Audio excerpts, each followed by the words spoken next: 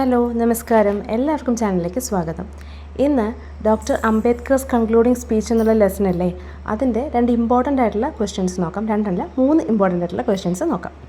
So first question എന്ന് പറയുന്നത്, what was the explanation given for taking A long time for drafting the constitution? അപ്പോൾ അതിൻ്റെ answer നോക്കാം. എന്തുകൊണ്ടാണ് കോൺസ്റ്റിറ്റ്യൂഷൻ ഡ്രാഫ്റ്റ് ചെയ്യാനായിട്ട് കുറേ താമസം വന്നതെന്നാണ് ക്വസ്റ്റ്യൻ. ഇതിൻ്റെ ആൻസർ ഞാൻ പോയിൻ്റ് ബൈ പോയിൻ്റ് ആയിട്ടാണ് പറഞ്ഞിരിക്കുന്നത്. ഇടയ്ക്കുന്ന ഒരു പോയിൻ്റ് വിട്ടുപോയെന്ന് വെച്ചിട്ടും കുഴപ്പമൊന്നുമില്ല കേട്ടോ.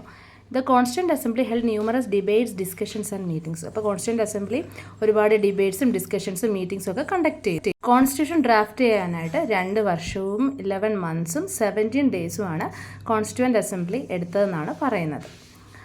ഈ സമയത്ത് തന്നെ 11 സെഷൻസ് ആയിട്ട് മീറ്റിംഗ്സ് നടത്തിയിട്ടുണ്ടായിരുന്നു. ഈ 11 സെഷൻസിൽ ആദ്യത്തെ 6 സെക്ഷൻ എന്ന് പറയുന്നത് ഒബ്ജക്റ്റീവ് റെസൊല്യൂഷൻ പാസ്സാക്കാനും മറ്റ് റിപ്പോർട്ട്സ് കൺസിഡർ ചെയ്യാൻ വേണ്ടി ഉള്ളതായിരുന്നു. ബാക്കിയുള്ള സമയം എന്ന് പറയുന്നത് ശരിക്കും കോൺസ്റ്റിറ്റ്യൂഷൻ ഡ്രാഫ്റ്റ് ചെയ്യാനായിട്ട് അവരെടുത്തു എന്ന് പറയുന്നു. എല്ലാ സെഷനും കൂടി ചേർത്തിട്ട് 165 ദിവസവും ഇതിൽ 114 ദിവസം എന്ന് പറയുന്നത് ഈ ഒരു കോൺസ്റ്റിറ്റ്യൂഷൻ ഡ്രാഫ്റ്റ് ചെയ്യുന്നതിനെ പറ്റിയിട്ടുള്ള ചർച്ചകളിലും മുഴുകി നിന്നു. പിന്നീട് ഡ്രാഫ്റ്റിംഗ് കമ്മിറ്റിയിലേക്ക് വരുമ്പോൾ ഒരുപാട് സമയമെടുത്തു ആർട്ടിക്കിൾസ് സെലക്ട് ചെയ്യാനും അമെൻമെൻറ്റ്സ് സെലക്ട് ചെയ്യാനും ഒക്കെ. ഓഗസ്റ്റ് 13, 1947 ഡ്രാഫ്റ്റിംഗ് കമ്മിറ്റിയുടെ ഫസ്റ്റ് മീറ്റിംഗ് നടക്കുമ്പോൾ ഏകദേശം 165 ദിവസം എടുത്തു എന്ന് പറയുന്നു ഇതിൻ്റെ ഡ്രാഫ്റ്റ് പ്രിപ്പയർ ചെയ്യാൻ വേണ്ടിയിട്ട്. 165 ദിവസത്തിനുള്ളിൽ 11 സെഷൻസ് നടന്നു. ആ സെഷൻസിൽ 395 ആർട്ടിക്കിളും 8 ഷെഡ്യൂൾസും 7635 അമെൻമെൻറ്റ്സ് സെലക്ട് ചെയ്തു. അതിൽ നിന്ന് കുറച്ച് അമെൻമെൻറ്റ്സ് റിമൂവ് ചെയ്തു, ആഡ് ചെയ്തു. അങ്ങനെ കുറേ പ്രോസസ്സ് അതിൻ്റെ ഇടയ്ക്ക് നടക്കുന്നുണ്ടായിരുന്നു. അതിൻ്റെ കൂടെ തന്നെ ഈ ഫാക്ട്സൊക്കെ അദ്ദേഹം പറയുന്നതിനൊരു കാരണം കൂടിയുണ്ട്. കാരണം ഒരുപാട് ആൾക്കാർ പറയുണ്ടായി വെറുതെ ലെഷർലി സമയം കളഞ്ഞു, അതുപോലെ മണി വേസ്റ്റ് ചെയ്തു എന്നൊക്കെ. പക്ഷെ അങ്ങനെയൊന്നുമല്ല. ഇതൊക്കെ ഇത്രയും കാര്യങ്ങൾ നടന്നതുകൊണ്ടാണ് സമയം താമസിക്കുന്നത് എന്നുള്ളതിൻ്റെ ഒരു എക്സ്പ്ലനേഷനായിട്ടാണ് അദ്ദേഹം ഈ ഒരു ഫൈനൽ സ്പീച്ചിൽ ഈ കാര്യങ്ങളൊക്കെ പറയുന്നത്. ഓക്കെ, അപ്പം ഇതാണ് നമ്മുടെ ആൻസർ. അടുത്ത ക്വസ്റ്റ്യൻ എന്ന് പറയുന്നത് നസറുദ്ദീൻ അഹമ്മദിൻ്റെ അക്വിസിഷനാണ്. അതായത് അദ്ദേഹം പറഞ്ഞിരുന്നു ശരിക്കും കോൺസ്റ്റിറ്റ്യൂഷൻ കുറേ ടൈം വേസ്റ്റ് ചെയ്തു, മണി വേസ്റ്റ് ചെയ്തു എന്നൊക്കെ പറഞ്ഞിരുന്നു. അപ്പോൾ അതിനെ പറ്റിയിട്ട് എന്താണ് അദ്ദേഹത്തിൻ്റെ ആരോപണമെന്നും അതിന് അംബേദ്കർ കൊടുക്കുന്ന മറുപടി എന്താണെന്നുള്ളതുമാണ് പറയുന്നത് കേട്ടോ. അപ്പോൾ ഇതൊരു പ്രീവിയസ് ക്വസ്റ്റ്യൻ ആയിരുന്നു. അപ്പോൾ നമുക്ക് നോക്കാം. നസറുദ്ദീൻ അഹമ്മദ് ഒരു ന്യൂ ടേം കോയിൻ ചെയ്തു. ഡ്രാഫ്റ്റിംഗ് കമ്മിറ്റി അല്ല, ഇത് ഡ്രിഫ്റ്റിംഗ് കമ്മിറ്റിയാണെന്ന് അദ്ദേഹം പറഞ്ഞു. അപ്പോൾ എക്സ്പ്ലനേഷനൊക്കെ ഞാൻ ലോങ് വീഡിയോയിൽ പറഞ്ഞിട്ടുണ്ട്, കണ്ടു നോക്കുക കേട്ടോ.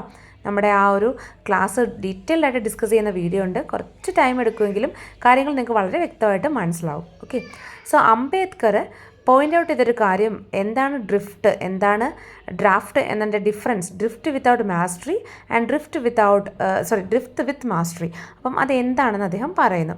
അപ്പം ഡ്രാഫ്റ്റിംഗ് കമ്മിറ്റി ഡ്രിഫ്റ്റ് ചെയ്യുകയാണെങ്കിൽ അത് ശരിക്കും അംബേദ്കർ പറയുന്നത് മാസ്റ്ററി ഇല്ലാതെ, ഒരു കാര്യത്തിനെ പറ്റി അറിയാതെയല്ല ഞാനിത് ചെയ്തതെന്നും, അതായത് അറിയാവുന്ന വെള്ളത്തിൽ ഫിഷിനെ ഫൈൻഡ് ചെയ്യുക, ആ ഒരു രീതിയിലാണ് കാര്യങ്ങൾ നടന്നതെന്നും അദ്ദേഹം പറയുന്ന മറ്റൊരു കാര്യമാണ് ബെറ്ററായ ഒരു കാര്യം സെർച്ച് ചെയ്യുന്നത് ഡ്രിഫ്റ്റിംഗ് അല്ല എന്നും അദ്ദേഹം പറയുന്നുണ്ട് കേട്ടോ. അതിൻ്റെ കൂടെ നസറുദ്ദീൻ അഹമ്മദ് ഇതൊരു കോംപ്ലിമെൻ്റ് ആയിട്ടല്ല, അദ്ദേഹത്തെ അനുമോദിക്കുന്ന രീതിയിലല്ല പറഞ്ഞിരുന്നതെങ്കിലും അംബേദ്കർ അതൊരു അനുമോദനമായി എടുക്കുകയാണ് ചെയ്യുന്നത്. അപ്പം ഇതാണ് നമ്മുടെ ഈ ക്വസ്റ്റ്യൻ്റെ ആൻസർ. തേർഡ് ക്വസ്റ്റ്യൻ എന്ന് പറയുന്നത് എന്താണ് അംബേദ്കറിൻ്റെ കൺക്ലൂഡിംഗ് സ്പീച്ചിൻ്റെ കോണ്ടംപററി റെലവൻസ്. അത് ക്വസ്റ്റ്യൻ നമ്പർ റോങ് ആണ് കേട്ടോ, തേർഡ് ക്വസ്റ്റ്യൻ ആണിത്. അപ്പോൾ നമുക്ക് നോക്കാം. അങ്ങനെയാണ് നമ്മുടെ നേഷൻ്റെ ബിഗിനിങ്ങിനെ അദ്ദേഹം ഹെൽപ്പ് ചെയ്തത് എന്നത് ആണ് പറയുന്നത്. അദ്ദേഹത്തിൻ്റെ സ്പീച്ചിലൂടെ അദ്ദേഹം അനുഭവിച്ച സഫറിങ്സും അതുപോലെ കോൺസ്റ്റിറ്റ്യൂഷൻ ശരിക്കും കൺസ്ട്രക്ട് ചെയ്യുമ്പോൾ അനുഭവിച്ച ബുദ്ധിമുട്ടുകളുമൊക്കെ അദ്ദേഹം ഡിസ്കസ് ചെയ്യുന്നുണ്ട്. അദ്ദേഹം എന്തുകൊണ്ടാണ് കോൺസ്റ്റിറ്റ്യൂഷൻ ഇത്രയും താമസം എടുത്തതെന്നും പബ്ലിക് മണി വേസ്റ്റ് ചെയ്യുകയാണെന്നും ലെഷർലി സമയം സ്പെൻഡ് ചെയ്യായിരുന്നു എന്നുള്ള ആരോപണങ്ങൾക്കൊക്കെ എതിരെയുള്ള മറുപടി അദ്ദേഹം പറയുന്നുണ്ട്.